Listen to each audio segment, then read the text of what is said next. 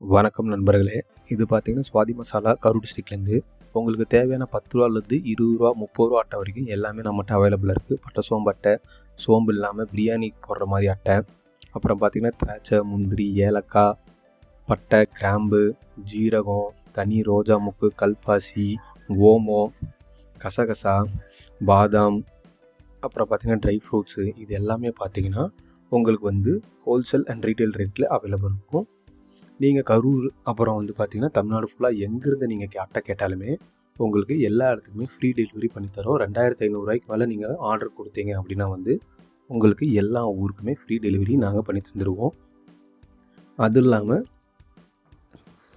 25 அட்டைக்கு மேலே நீங்கள் வாங்கினீங்க அப்படின்னா உங்களுக்கு ஒரு அட்டை ஃப்ரீயாகவே நாங்கள் வந்து பண்ணி தந்துட்டுருக்குறோம்.